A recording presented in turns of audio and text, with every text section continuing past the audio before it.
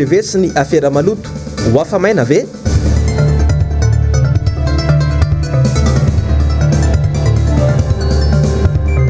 Député Todsoa Andriamampandry nanampy ireo tantsaha etsy Ambohimanarina.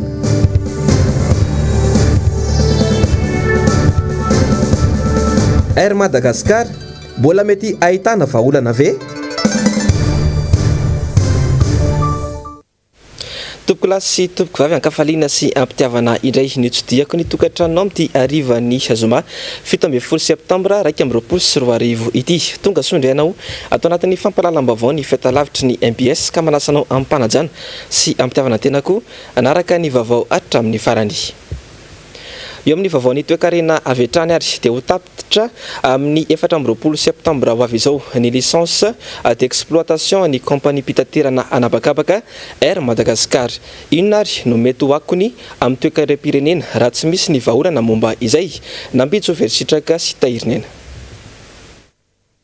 Totsarotra no lalovan'ny kompani pitaterana anabakabaka ny zoma 3 Septambra teo raha tsy ahivina dia nanambarany filohan'ny filakefim-pitantanany eo anivon'ny Air Madagascar Mamy Rakotondray be fa misedra fa tiantoka mitetina $70 ity orinasa ity mialohan'ny krizy ara-pahasalamana. Izany hoe mialohan'ny nahitana ireo tranga voalohany Covid-19 tamin'ny volana Martsa taona 2024.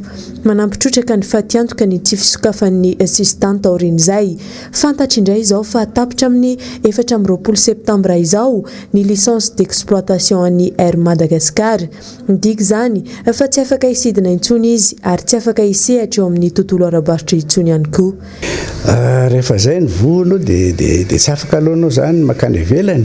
Zay aloha ny anankiray na voafetra ny fafahanao zany misidina ny velany dia tsisy vahaolana fa tsy ny fanarenana aloha ny Air Madagascar eto toerana arenina aloha orinasam-bahoaka io hoe ahoana ny tokony atao. Betsaka ny olona natao tamin'izy lasa ohatrany hoe lasa resaka politika foana ny tena nanjaka atao dia ny olona apetraka ohatrany hoe namanama na tsy manatraikefa akory tokony izay olona mahavita azy no apetraka fa tsy jerena hoe ramana na politika mpiaraka amin'ny ara-politika ty na mpiaraka aminay fakalala fa tena hoe iza mahavita azy na iza dia tokony mena fafana tanteraka izy manatanteraka anio fa zao tsika raha nisorona izay lisansa zay dia loza amina tambo zany satria ny afarany zany ho faty le Air Madagascar. Ny tanjona dia ny ahafahan'ny kompani Air Madagascar ampidi-bola ho an'ny fanjakana fa tsy omena tohana tahaka ny mahazatra hoy Mamy Rakotondray be filohan'ny filakefim-pitantanana mipetraka kosa amin'ny fanontaniana hoe amin'ny fomba ahoana. Ivelany izy zany dia mety tena tsy afaka. Ny eto toerana moa tsy haiko na hoe mety afaka ihany izy fa ny any ivelany moa zany dia fa zay voafetra le izy dia tsisy vola militra zany. Ka zay ny ataoko hoe andao hanao paikady fanarenana ny orinasatsika. Dia io paikady fanarenana io ny entina amidy na aseho amin'ireo le mpame lisansa sy ny naman'ireo andresen-dahatra an'izy ireo hoe izao ny paikady vaovao entinay araka lazaiko teo hoe izao ny tanjona, izao ny enti-manana, izao ny tadiaviny anatanterana ary, izao ny vokatra andrasany ao anatin'ny fotoana toy izao. Rehefa mahita an'iny ny olona resy lahatra fa ny anao raha voenao tonga fotsiny dia hoe manao resabe zay ary asa amin'ny anina zao ny ataonay nefa jereny ny vokatra avy eo mikorosy zao ary zao le fiaramanida maromaro efa naverina lasa any amin'ny tompony any zany rehetra zany tena amiko hoe fitantanana tsy mahomby zany. Tsy vao izao no nisedra olana ny Air Madagascar raha ny loharanom-baovao dia tsy afaka manao ny sidina fanaony ireo Airbus A340 izay marina fa mampitohy any Madagascar sy Chine ary Paris. Ny Boeing 737 no faina izay efa naverina vao tsy ela akory izay. Ny ATR izany sisa no fiaramanidina miasa manao zotra anatiny izay mampitohy ireo faritra maro eto Madagasikara. Ankoatr'izay ny fatiantoka noho ny krizy ara-pahasalamana sy fiangonan'ireo trosa teo aloha izay mbola tsy voaefa. Nanampitrotraka koa ny olana teknika izay sedrain'ireo fiaramanidina no sady anisan'ireo antony tena napiditra azy tao anatin'ny annexe B de la liste noire tao anatin'ny vondrona Europeana tamin'ny taona 2014 noho ny tsy fanarahana sy fahafenonan'ny fenitra takiany vondrona. Mipetraka ny adievitra amin'ireo sampana ara-baovao hoe mbola mety ahitana vahaolana maharitra tokoa ve ny fanarenana ity kompania ary Madagasikara ity raha ny olana maro izay efa nosedrainy nandritra izay taona maro izay. Vaovao ny trangam-piarahamonina indray lehilahy iray no tratran'ny olona tao aorian'ny fifanenjehana tany anatin'ny elakelan-trano rehefa avy nandrombaka finday. Notaritin'ny olona ho any amin'ny polisy izy kanefa tena andamafy ka hoy izy mba avelao ao andeha hody hoy izy rehefa azonareo ny fanananareo. Tsy nanaiky hamotsitra azy anefa ireto olona ireto ka dia lasa ny fampisotomana. Rehefa nandatsy andeha ho any amin'ny polisy ilay mpangalatra dia natosiky ny olona sady voataroka hatrany. Torana moa ilay mpangalatra ka teo no niandrasana ny polisy. Efa tonga avy hatrany moa taorin'izay ny mpitandro filaminana nandray antanana izany raharaha izany. Vaovao avy any Ambatondrazaka indray kosa dia nitrangana rozam-pifamoivoizana Matsiravina tao Fiaramanga avaratra tamin'ny lalam-pirenena fa 470 iny omaly. Fiara iray no nifoaka taxi bisikileta ka vokany rem-pianakaviana iray no maty tsy tradrano iray hafa naratra mafy vokatra izany loza izany. Niry Andrianarivony MPS Ambatondrazaka. Fiara tsy mataho-dalana iray izay nitondra rano-tany no nifoaka ny taxi bisikileta teo alohany ka nifatratra tany Atambary. Maty tsy tradrano vokatra zany ny rem-pianakaviana nitaingina ilay taxi bisikileta ary naratra mafy kosa ilay ranga nitondra izany bisikileta izany. Mitantara ny zavatra niseho fokotany ao anatin'ny fokotany ny Fiaramanga avaratra. Madame Elisabeth seho fokotany Fiaramanga avaratra. Raha tokony teo amin'ny roa sasany teo dia nisy olona nandona mafy be madame Perline zay hoe andao ianareo madame tsy nahiano zavatra anganao fa misy accident Matsiravina be ry avaratra ry fa hoana angao dia hoe ny tomobilindrina bypassy zanakirina nandona olona maty sur place i madame vololona vadin'Andriamba iny voadosio dia maty mihitsy veo maty ozy izy fa miala mihitsy betrontoana fa andao ianao dia niarina tambofandrina dia niazakazaka anakaty dia rehefa anakaty dia zava-doza be iny hitako tonga dia fa izao zavatra izao isitanareo izao zay sy fandeha ny tompoko hoe politaona zao nitondrako teto tsy ary nisy zavatra ohatr' izao nisy accident mivadika ambony ambany fa tsisy maty zay zavatra magaga tsy ary nisy maty zany fa naratra fotsiny hoe avy any avaratra zany nividy loka zany sy vary le ramatoa dia zareo avy orinan'le eo aloha zany le bisikileta nitondra azy dia orina le tomobile dia mivatavanta foana dia tonga dia voadona tao dia miprisio. Ny tsikaritra loatra eto dia maro amin'ny olona no tsy mahavoafy ny lalàna amin'ny feno fifamoivoizana ka miteraka ny loza saika isan'andro. Eo amin'izay vaovao ny fifamoivoizana izay hatrany dia isan'andro lozam-pifamoivoizana eto Seroa na eto Andrenivohitra zany na any amin'ny faritra hafa. Misy ny leso ka mila arenina raha ny fanazavan'ny mpampianatra mpamily fiara iray niresaka tamin'ny mpanao gazetinay tamin'ity androany ity. Nitondra ny heviny ankoho malona ny fahitany ireny loza ny fanisy ireny ny olona teny an-dalana ary nanome torohevitra isorohana ny loza kosa ny psikologa niresaka tamin'ny Ambitsoa Sitraka sy Andra Rakotomalala androany. Sesilany ny lozam-pifamoivoizana tato ato mahery ny roa ny loza mitranga ao anatin'ny andro iray. Ny atoandro teo izao fiara Toyota iray no nivarina tanaty antsana tao Mahazo Arivo Antsirabe. Vao omaly koa fiara 4x4 iray no nivadika tetsy Andrefanambojana-Ary. Isan'ny mahatonga ireny loza ireny ny fototra afitrasy eto amintsika ny tsy fahatomombana amin'ny fiara ary indrindra ny fifandosoana sy ny fahavitsin'ireo panneau de signalisation eto amintsika raha ny fanazavana. Aminao teo koa zany zao niresahako dia ny hoe izahay mampianatra dia efa misy fototra iraisany rehetrarehetra fa eo amin'ilay hoe fahaiza manao sy ny traikefa angamba no mety mahasamy hafa azy fa raha tena samy manao mafoka tena manao tsara avokoa ny rehetra dia tokony hoe tsy zavatra hoe mifanipaka zany ao anatin'ilay fiofanana. Dia rehefa vita ilay fampifanana fototra ty aminao tao école dia mandeha ilay olona mitondra ny fiarany. Rehefa mitondra ny fiarany ilay olona dia mipetraka eo indray ilay hoe fotodrafitrasa zany ohatra hoe ilay takela-by izay tokony handrindra anampy eo amin'ny fanondrana famoivoizana ve mipetraka araka ny tokony ho izy aloha mpamily koa indraindray mety mpahazarana fotsiny dia nyrotoroton'ny fiainana tsy resahana tsony kosa hoe ahoana zany atrehana n'ilay fifamoivoizana fa andraikitry ny daholo be ilay izy resaka fainganam-pandeha aloha zany io zany tokony mpamily zany tokony mahafantatra hoe voafehany ilay hafainganam-pandeha ary na voafehany ary ilay hafainganam-pandeha mifanentana amin'ilay zava-misy eo amin'ilay toerana ve ilay hafainganam-pandeha. Mila fahatomombanana ara-pifantohan-tsaina rehefa mamily ary mila ara-dalàna sy voatily ary voamarina tsara ny fiara fa tsy misy lesika mety hiteraka loza. Ny hevitro manokana mahatonga ny loza mifandimindimy mifanesesy eto Madagasikara dia ny resaka fotodrafitrasana lalana aloha dia ao anatin'izay ihany koa ny resaka famamona mpamiliana matsiaro tena tsara aloha normal be no tokony anao familiana raha ny tokony ho izy. Mila fihezina tsara koa ny fampianarana sy pratika ny conduite rehetrarehetra fa lasa arak'ilay fiteny misy mivory sy loza soatran'izany dia mila apetraka mazava tsara zay.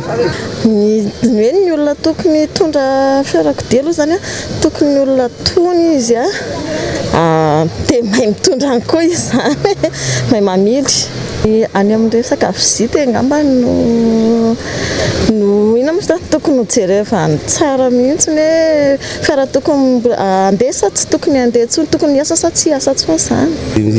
Efa mitondra le fiarakodia dia tsy mila misotro tsy mila nerve fa mila tranquille tsara anao zany concentré amin'ilay zavatra hoentinao anao mila mandalo le visite zany fa tsy ndeha lera zavatra tsy mety la ohatrany hoe tsy mety le misy motobile zao tokony mandalo visite dia zay tokony tena izy zany avatra avy amin'ilay mpitondra fiara zany dia mila mitanina zany zay zany tena koa azoko atao. Isan'ny nitanany sainy maro moa ilay vehivavy nandonana afaty mpitandro filaminana tetsy Ampasapito ny 14 ny volana Septambra lasa teo. Raha ny loharanom-baovao dia fikorontanan-tsaina no niteraka fifandosona teo amin'ny familiana ka nahatonga ny loza ary ny afara tamin'ny fahafatesany an-daniny sy ny fidirana ponjany ankilany. Miainga amin'ilay olona mily fiara no ahafahana misitraka izay fahatomombanana ara-pifantohan-tsaina izay ary mila ezaka avy amin'ny tsirairay indrindra rehefa mily fiara manoloana ny fifamoivoizana izay efa hita fa mampikorotan-tsaina hoy ny fanazavana. Mila fitoniana, mila miezaka ny mahay mikolokolo fitoniana ao anatin'ny tena mandritry ny tontolon'ny andro dia mazava ho azy fa tsy voatery hoe rehefa eo mpitondrana tomobile vao ezahana kolokoloina izany fa atomboka amin'ny hoe vao miainga any an-trano dia fantatra fa andeha hiatrika embouteillage ary ny fantatra fa ny fifamoivoizana eto Madagasikara somary eto Antananarivo moa zany indrindrindrindra somary mampiakatra stress mora mampiakatra stress dia efa miomana amin'izay rehetrarehetra izay dia zany hoe ny dikany dia hoe mila miezaka ny mitady fomba ahafahana mitantana an'ilay stress zany le mpitondra fiara miainga any an-trano dia tohizana foana izay eny an-dalana eny. Misy zao ny sasany hoe miezaka ny manao méditation vao maraina alohany andeha, ny sasany hoe misafidy ny sady mihaino hira mandefa hira mahafinaritra rehefa mitondra tomobile atao izay mampilamina ny zavatra atao vao miainga ao an-trano zany dia raha ohatra moa ka hoe sendra nisy rotoroto tao am-piangana tao an-trano dia afaka atao koa ny hoe rehefa tonga ao anaty fiara dia miezaka ny atao indray koa ny mampilamina ny ao anaty. Ny fomba tena ahafahana miatrika ny stress na ny rarin-tsaina dia mila tonga saina fa ianao no tompony mampilamina n'izay tranga ao anatin'ny fiainanao. Araka izany, miankina amin'ny fahamaliana amin'ny mpamily aloha ny fisorohana ny loza, ilaina ara-dalàna ihany koa ireo mari-pamantarana rehetra mikasika ny fifamoivoizana, ilaina hatrany anefa ny fahavononana ara-tsaina mba hisorohana ireo loza rehetra ara-pifamoivoizana ireo. famitetina enina faingo valo tapitrisa $. Ny teti-bola iatrehana ny ady amin'ny valala ny taona 2024 sy ny taona 2024. Anomboka amin'ny volana novambra ho avy izao ireo asa ary tsy farana ratsy amin'ny volana May 2024. Hatreto dia mbola tsy nisy valiteny avy amin'ireo mpiara-mombona antoka teknika sy arabola na ny PTF momba ny famatsim-bola io. Noho izany mamerina ny antso ho an'ireo PTF ny FAO na ny rafitra misana ny ara-tsakafo eo anivon'ny firenena mikambana mahakasika ity ady amin'ny valala izay miamahery vaika hatrany eto Madagasikara ity. Faraka amin'ny 70 isanjaton'ny mponina maneran-tany no miaina ao anatin'ny rivotra maloto. 12 isanjato monja amin'ireo tanàna eraka izao tontolo izao no manana kalitaon'ny rivotra madio hoy ny fanazavana teo anivon'ny OMS. Antananarivo dia voasokajy ho isan'ireo tanàna miaina anaty rivotra maloto noho ny faloton'ny abaka. Vokany 3.3 isanjato ireo olona namohony ainy eto amintsika dia no izay faloton'ny rivotra izay araka ny fanazavana eo anivon'ny Septambra misana ny fahasalamana sy ny loto eto Madagasikara trany. Maro moa ny antony mahatonga izany faloton'ny rivotra izany tahaka ny dorotanety, ny fanaovana briky, ny fandorana fako, ny entona avoakan'ny fiara sy ny setroky ny indostria ary ny maro hafa.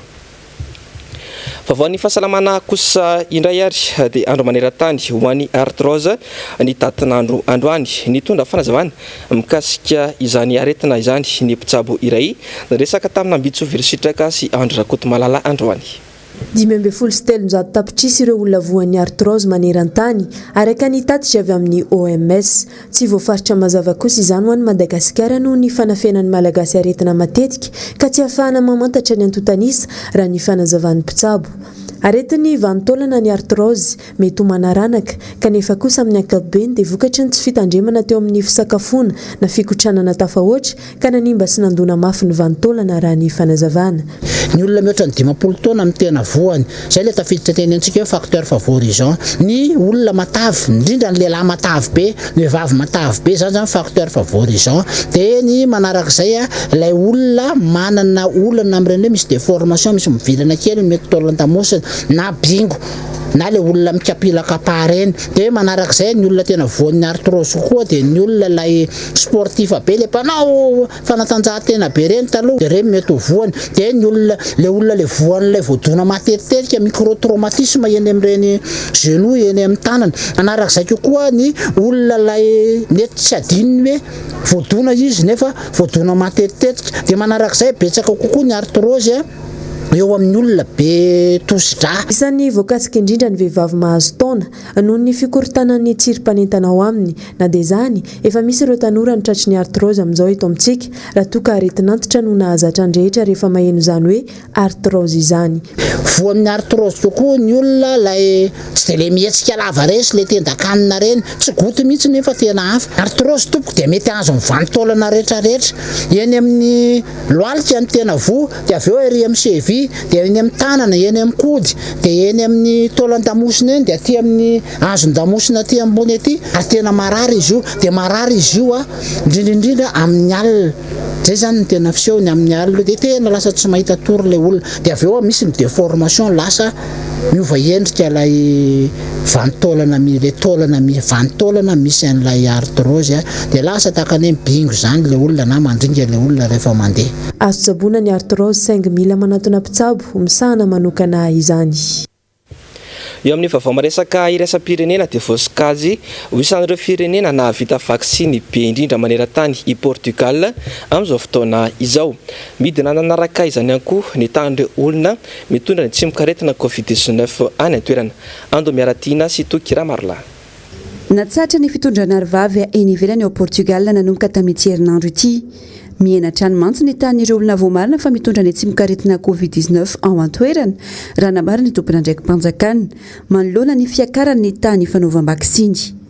Raha manodidina ny 3,000 isan'andro eo ireo olona mitondra ny tsimok'aretina tamin'ny volana jolay lasa teo efa nianatra amin'ny atsasan'izany ankehitriny. Na izany aza takina amin'ny rehetra ny fitondrana arivava any amin'ireo toerana mihiboka sy be olona toy ny any anaty fiara fitateram-bahoaka, ny sekoly sy ireo fitoeran-kolontsaina samihafa. rany taremarika ny 700 ny mpono en Portugal no efa nahavita vaksiny tanteraka izany nahavoasokajy azy ireo ho firenena nahavita vaksiny be indrindra ny mpono ao aminy maneran-tany. No mafisy ny Prime Ministre ao an-toerana Antonio Costa fa ho amavanina ry ho alefana ireo fepetra ara-pahasalamana an-toerana raha tratra ny fanaovam-baksiny 5% izay anisany tena mahomby amin'ny ady atao amin'ny tivalana aretina ity.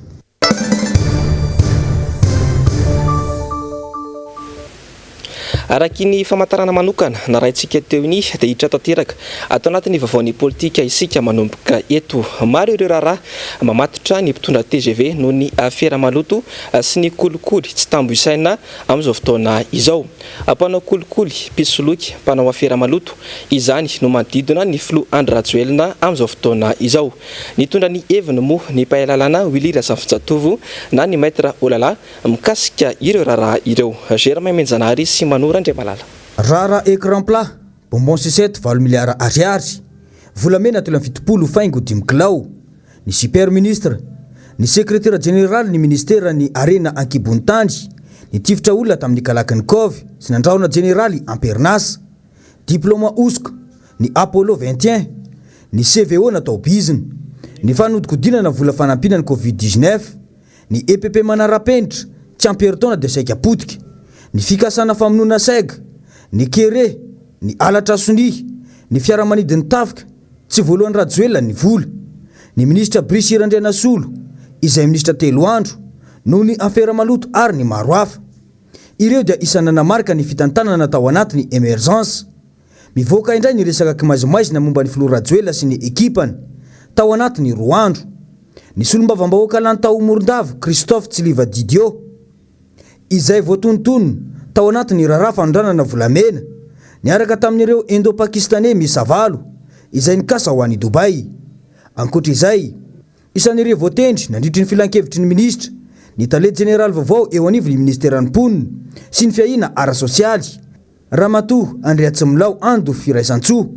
Ity farany anefa dia olona efa nanaovan'ny zandarmerie pirenena fikarohana ny taona 2024 noho ny resaka fisolokina sy fampiasana sexe sans provision. Miampy indray arak'izany ny fahafambaraka ho an'i Madagasikara hoy ny mpahalalana Willy Razafinjatovo na i maître Olala. Somary isaky ny herinandro zao dia misy zavatra magaga sy manorosory sy tsy mahatonga antsika hoe matikabo hoe fiera zany zava-misy fa mametratra daholo zavatra misy hatramin'izao. Voapirofo zany zavatra any zao fotoana zao fa ohatra hoe tany voaosona zany itsy eto antsika Madagasikara hatramin'isy anio. Malagasy tahaka ny rehetrarehetra ihany tenako, indrindra maha-olo dehibe tenako ihany koa toy izay hoe fireneko mampalelo anany zavatra mahazo anao amin'izao fotoana izao satria mino aho fa tsy sitraponao zao zavatra mahazo anao zao ry fireneko fa nono nataony olona sasatsasany izay milaza fa hoe manam-pahefana nandika sy nanitsakitsaka ny voninahitro sy ny hasina mahamalagasy anao sy ny hasiny maolona ny mahamalagasy sy ny fombany dia izao ny mahazo anay amin'izao fotoana izao Andriamanitra Andriananahary eo vonjeo zay satria sahirana ny talinay amin'izao fotoana izao satria na ny olona zay lazaina fa hoe nanaovana enquête de moralité zao apetraka amin'ny hoe ho tompona andraikitra amin'ity tany ity sy firenena amin'izao fotoana izao dia olona manana zavatra tsy manjary dododolo manaraka anazy enatraonay zany.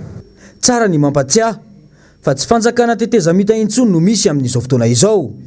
Nanjaka ny gaboraraka tamin'izany ary samy mitondra an'izay tiany atao avokoa ny lohandohany ao anatin'ny fanjakana ao. Mbola tsarona tsara ny fitondrana gaboraraka tamin'ny teteza mita izay nanaovany mpomban'ny fanjakana tantely afadrakotra ny vary tao amin'ny saranantsambony Tomasina. Vary 2 alina taona no norobaina tamin'ireny fotoana ireny. Toy izany ihany koa ny resaka fanondranana bois de rose na andramena izay nahafoana tanteraka ny ala antsinanana. Hita taratra ankehitriny fa fanjakana tsy ara-dalàna no anana ny filoha rajoelina traikefa ka mbola zatra ny lalandrinina hatrany. Vokatr'izany dia io iaraha mahita io ny fahantrana mahazo ny vahoaka malagasy hatramin'iny fotoana iny. fanangingina tanteraka ny raharaha Apollo 21 tatoato izay hatramin'izao nefa dia mbola notazomina any amponja ireo vororoy tamin'ity raharaha ity. Nilaza nefa teo anivon'ny fitondram-panjakana malagasy fa tsy maintsy hovitaina atoato ny fitsarana ity raharaha ity. Androany dia nisy ihany koa ny tafa ho an'ny mpanao gazety nataony Maître Willy Zavazatovo momba izay fanazavana. Ity raharaha ity na tiana na tsy tiana dia raharaha politika izy io. Mahapolitika anazy satria ny filoham-pirenena no impliqué amin'ilay zavatra hoe visé araky ny fitoriana hoentina na fitsarana hoe éliminena afana mandray fahefana sy ndraiky zay ny fitoriana atao dia hoy izy hoe politika zany na tena sy tena.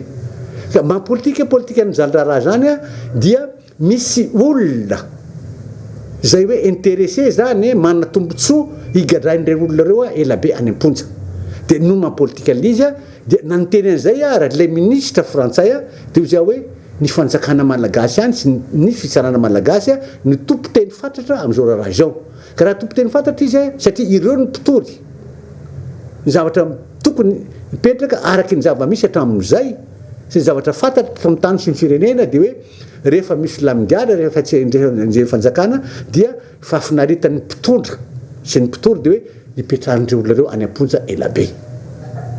Dikan'izany zany dia zao na dia clôturé ara ny dossier alefa ny chambre d'accusation izy io ho saisissena ny procureur général hoe miandro zany sisy amin'izao fotoana zay hoe amin'izao fotoana zao tsaraina ny zavatra za mindro ny finoko sy ny fombafomba fanaotra amin'izay dia ny hoe zaran'zareo ara mijanona ny amponja ireo olonareo ka noho izany tsy mino aho atao anatin'ny ray volan'izao ny zandraraha zany na dia vita ary ny dossier clôturé ka noho izany dia hitantsika ny fandehany fa izao zany ary averiko fa ngamba fa intelo inefatra indimy azy zao amin'izao fotoana izao miangavy mangataka miantsy manao défi mihitsy dia ny hoe raha misy fahasahiana avy amin'ny fanjakana avy amin'ny mpitory avy amin'ny olona rehetrarehetra zay olona lina indrindra mitady ny fahamarinana dia alefaso fitsarana fatam-bahoaka atrehny vahoaka rehetrarehetra ity raharaha ity ho hitany malagasy ray manontolo sy izao tontolo zao fa hoe mandeha ampahamarinana ny fitsarana tonay dia ny hoe retransmission en direct averiko alefaso retransmission en direct amin'ny télévision nationale radio nationale télévision privée radio privée tahaky ny natao tamin'ny raharaha ny général colonel Ratsimandava reny mba hahafantarany olona sy hahafahan'olona manaraka hoe zao famarinana. Fa nivoaka tamin'ny gazety vahiny Le Monde omaly fa tsy nalotrosa i Madagasikara ka nogiazan'ny tompony ny fiaramanidina kaza sady nofoanany ihany koa ny contrat. Ity fiaramanidina ity izay nambara fa nofidiana ho an'ny tafika malagasy. Hafa baraka eo masin'izao tontolo izao indray zany isika malagasy satria tsy nalotrosa. Germain Menjanahary sy Manora Andriamalala. Ny fatelo ny volana Jiona 2024 nilaza ampahibe maso ny filoha Rajoelina fa nividy roplan na fitaterana miaramila na kasa ho an'ny tafika malagasy mitetina fito faingo telo tapitrisa euro. Nivoaka tamin'ny lahatsoratra an-gazety vahiny Le Monde omaly anefa fa mbola tsy voalotanteraka ity fiaramanidina ity. 4 tapitrisa euro no efa landy nandoavana ity fiaramanidina ity atreto. Raha tambatra amin'ny vidin'entana na tsy voaloha sy ny karaman'ireo mpanamory ny mécanicien mpikarakara ity roplanina ity ireo rehetra ireo dia mbola ananany sofema 5 tapitrisa euro latsaka kely Madagasikara.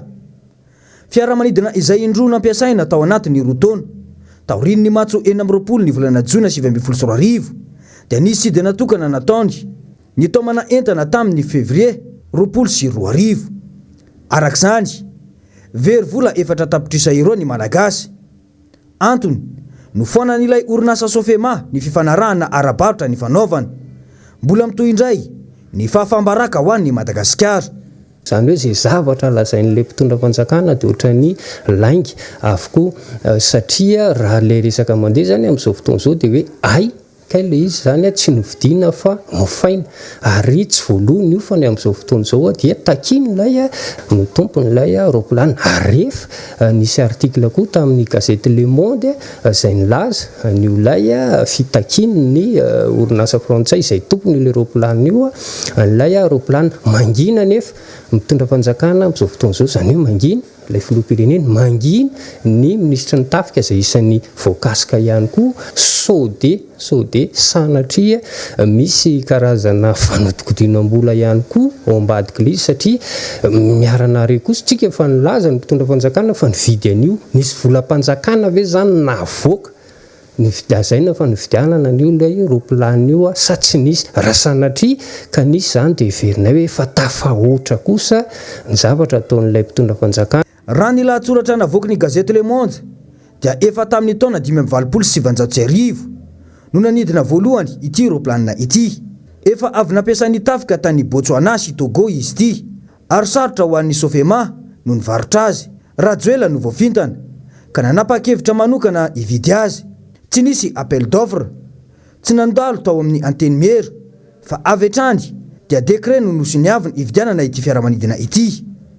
Nanamafy hatrany ity mpanao politika ity fa aizany mangarahara amin'ny fitantanana ny volam-panjakana.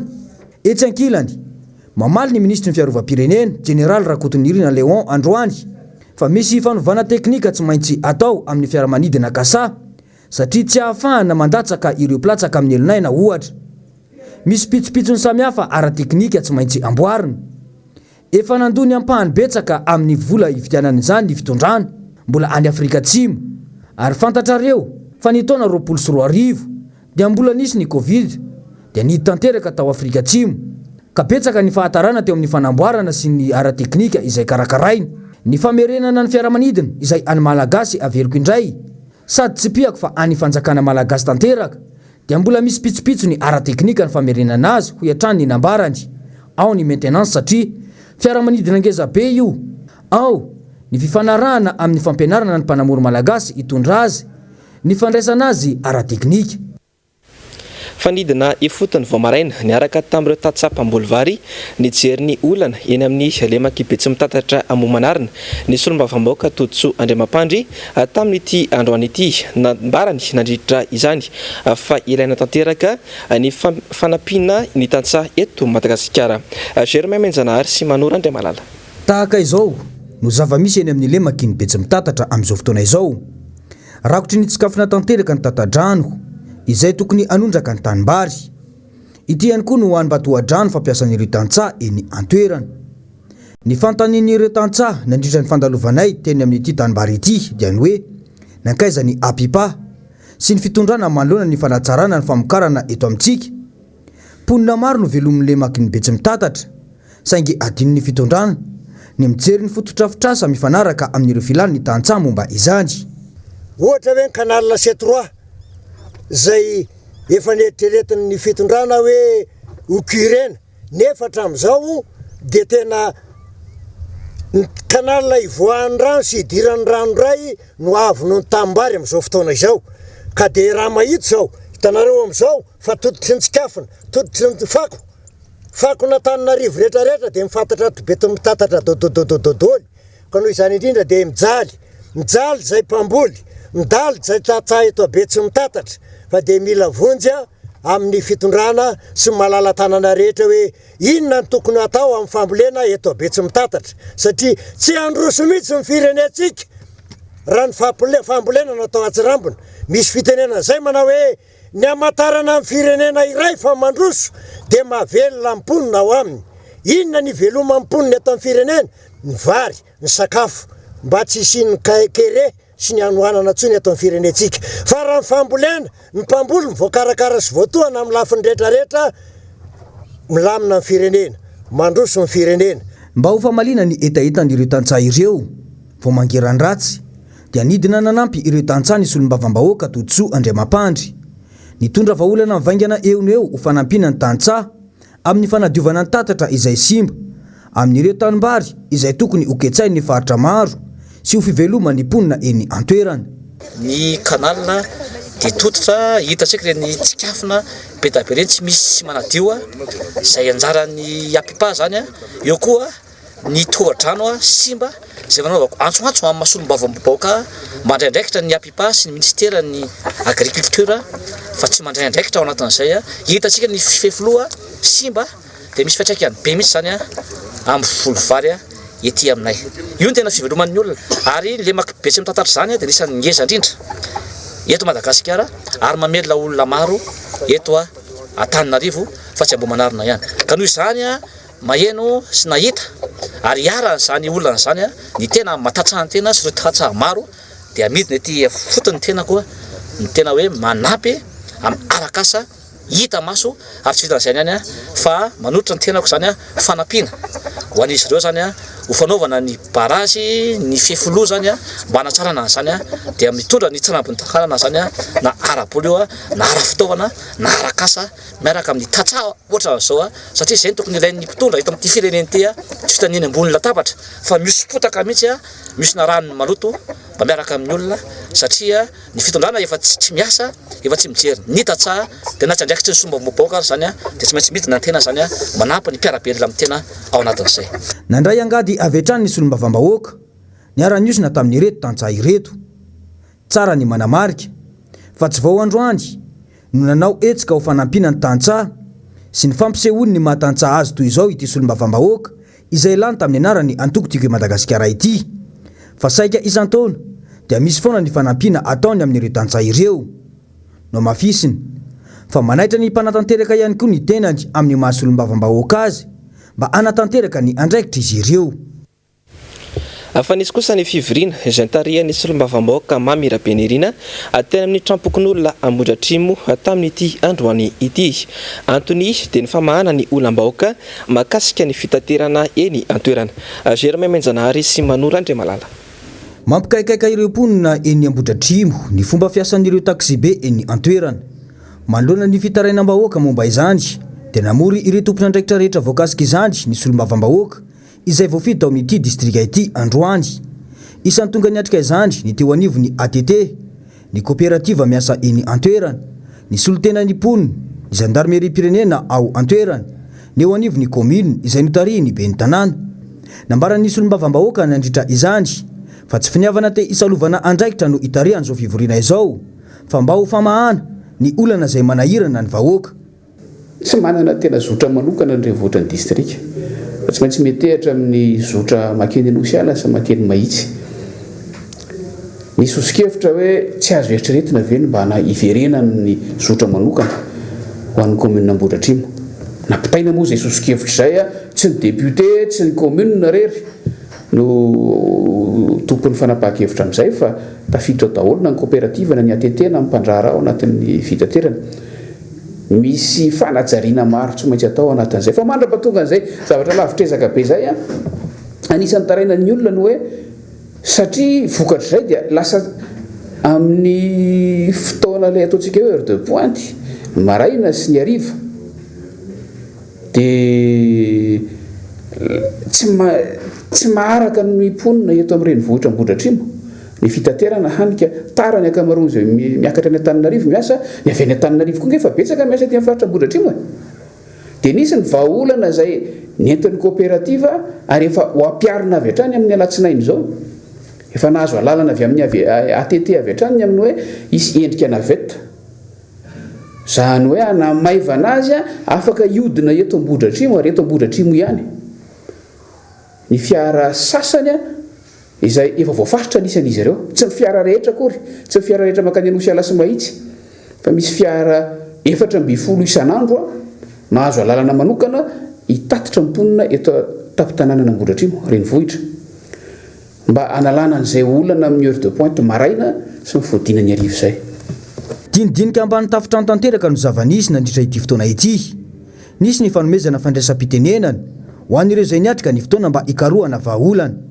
no mafisy ny solombavam-bahoaka hatrany fa tsy ny fitaterana ny feom-bahoaka eny anivony antenimera-pirenena ihany no asany solombavam-bahoaka fa ilaina ihany koa izy ny filazana ny zavatra maharary ny vahoaka toy izao amin'ireo mpanatanteraka eny fotony satria vahoaka malagasy avokoa ireo Voafitaka hatrany ny vahoaka malagasy tato anatin'ity fitondrana ity. Zavatra ratsy rehetra tsy hita tao anatin'ny 10 taona mitranga avokoa ankehitriny. Be loatra ireo fampanantenana izay natao izay tsy misy tanteraka akory raha nambarany Ramatoa Eliana Bezaza, sekretera jeneraly ny antoko PSD. Mila tonga saina manoloana izany ny mpitondra fanjakana ary tsy mbola tara raha izao vao hianatra raha nambarany hatrany. Ando miaratina sy toky Ramarla. Dia tsy fantatro hoe mety mahay magia angamba ry zareo, fa raha ohatra ka ny lôjika ny-javatra dia tsy possible zany. Eo aho zany manontany tena hoe fa aiza moa ny tanimbary-nambolendry zareo, nga be da be ny velaran'ny tany-nambolena, nga be da be ny lalana namboarina moana vokatra, nga be da be ny tantsaha nanaovana tohadrano sy namena masomboly. Ka raha ohatra ka tsy nanao an'izany rehetrarehetra zany, mampatsiaro anahy le fable de La Fontaine hoe la cigale et la fourmi. Le fourmi zany miasa izy, le cigale tsy miasa fa nandia foana. Ka rehefa amin'ny farany zany le nandia dia tsy mahazo inona ka zay ny lôjika ny-javatra, fa le miasa ny maro. Ka rehefa tsy nataonao le asa fa nandia ny nataonao, de eh bien chantez maintenant, ozy le fable. De zay zany hitako hoe mimandatsika zao de atomboy raha ohatra ka ilaina hoe mba farafaratsiny afaka raina roa taona mba misy vokatra mba zavatra tsara mivoaka amin'izay lafin'izay, de mba atomboy efa tara loatra. Raha mahafantatra an'izany fahendrena malagasy zany tsy possible anao vavabe ohatran'izany. Ka io atomboy koa ny fianarana tsy tara loatra zay fa zany fitenenana zany dia mezan'olona isan'andro satria nanjary enjen'le teny natao manko contraire an'izay no mitohy fa zany hoe tena marina zany le teny fa milafy ratsy. Ny zavatra sababon-draha rehetrarehetra tsy mitranga tanatin'ny 10 taona dia mitranga daholo. Zany zavatra misy amin'izao fotoana zao, zavatra tsara fahita baraka rehetrarehetra, ny fomba ratsy mbola tsy nataon'ny malagasy, ny fahantrana mbola tsy hita dia hita daholo amin'izao fotoana izao. Fananana mafy ny fanentanany ho an'ny hetsika lehibe izay ho karakarainy tanora ao anatin'ny antoko tiky Madagasikara any amin'ny akona fialamboly Alasora Rampitso ny komity mpikarakara tao anatin'ny fandarana miara-manonja tamin'ity androany ity. Njavandre Maefa Tahirinena.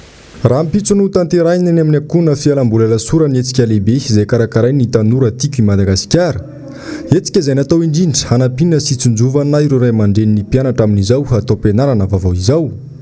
Tsy azo tazam-potsiny tokoa mantsy ny olana sedrain'ireo ray aman-dreny eo amin'izay fampidirana mpianatra izay manoloana ny fidangan'ny vidim-piainana ankehitriny. Efa vonina avokoa ny pitsopitsony rehetra hanantanterahina io hetsika lehibe izay atao Rampitso io ary nanamafy ny fanentanany androany ny mpikambana ao anatin'ny tanora tiako Madagasikara. Ny tanora tiako Madagasikara zany dia manomana ny gardien parti izay atao amin'ny akona Alasora. Izy io dia fitadiavam-bola hoentina ho fanampiana ireo ray aman-dreny izay mbola tsy afaka mampianatra an'izany amin'izao fotoana izao noho ny ara-pitaovana, dia nanapa-kevitra izay tanora zany hoe andaontsika mba hitady zavatra mba fandraisana andraikitra ho fanampianan'izy ireo.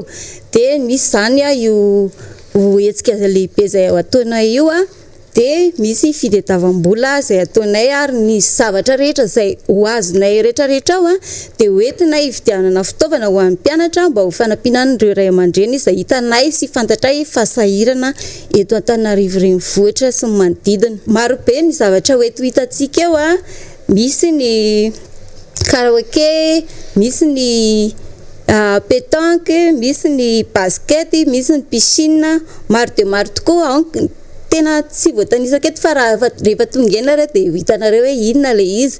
Ny vidim-pidirana dia 5,000 ariary ho an'ny rehetrarehetra, misy ihany ny VIP 10,000 sy iray alina, fa ho antsika rehetra izay te ho avy dia tongava fa tena afinaritra tokoa io fotoana io. Asaina araka izany ny rehetra ho tonga maro Rampitso satria dia manomana ny tsara indrindra ny tanora tiako Madagasikara amin'ity hetsika lehibe hanohanana ireo ray aman-dren'ny mpianatra amin'izao fidiran'ny mpianatra izao. dia ny fanadidininy koa ry tompoko lahy sy tompoko vavy no entiko manakatona ny fampalalam-bavao tamin'ity androany ity isoraka ianao nanaraka izany hatramin'ny farany aza donona fa mbola misy ny fandarana global news aorin'izao fampalalam-bavao izao aorin'izay kosa ny fandarana saila zao ary ny oronan-tsary atoditry ny MBS Zoma anao amin'ity alina ity kosa ry dia mitondra lohateny aveo poison rose ny sampana fampalalam-bavao kosa dia mametraka ny veloma mandrapitafa aminao ho amin'ny rampitso indray tompoko lahy sy tompoko vavy venao matompoko